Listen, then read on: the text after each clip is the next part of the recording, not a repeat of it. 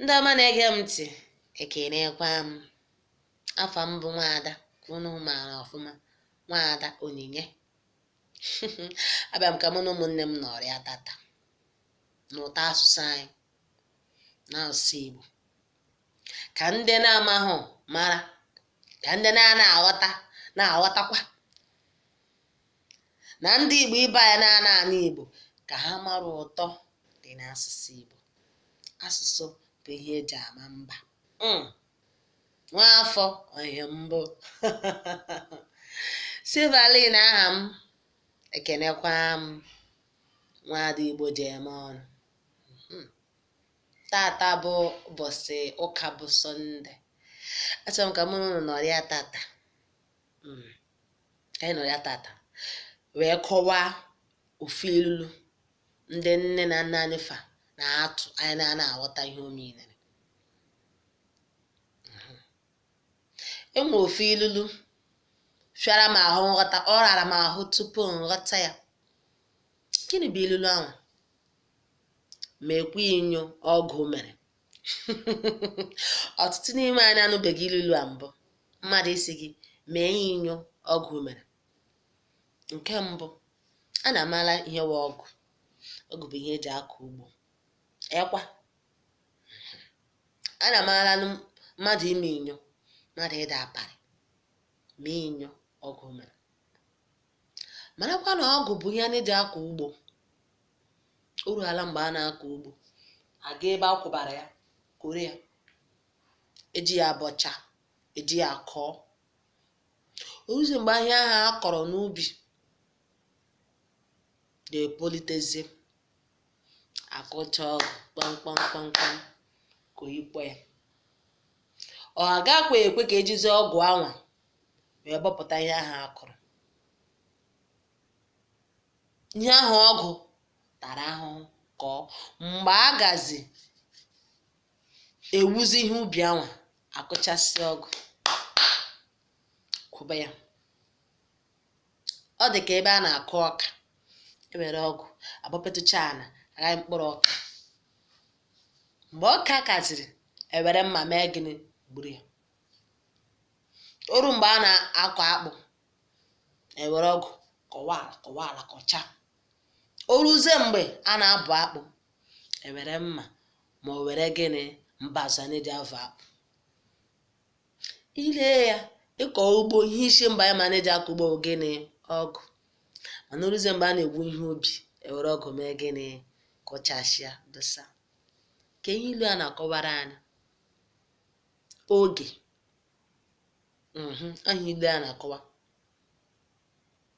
mmadụ ịtụfu gịnị? Oge ya na ihe na-abaghị uru. Mmadụ ime inyo ọgụ mere, ka i were oge gị tụfuo ihe na-abaghị uru. Ọtụtụ n'ime anyị ma aka Igbo nwere aka ọrụ, mana ha anụgo na ije obodo oyibo ebe ihe niile nọ, ha were aka ọrụ ha mee gịnị? Wụsa gawa si ha na-aga obodo oyibo. Ọtụtụ n'ime anyị ndị Jehova Chineke okike abịama werela aka ọrụ, mebe ọ bụrụ ịkpa isi, ma ọ bụrụ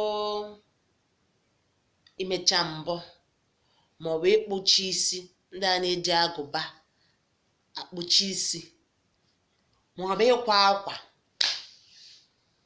Na Jehova gọziri gị, enye gị amamihe anya ji akpa isi, ka isi mba na ọ bụ ịkwa akwa kara gị mma, maka na efe oyi gị nwaanyị na-akwata ọfụma. Gị lere oge gị na-emefu ebe ahụ, mana ihe kwesịrị ime ị gara eme ya. Ọ mmadụ ịtụfu gịnị? Oge ya. Onye ahụ ime inyo na ihe na-abaghị uru.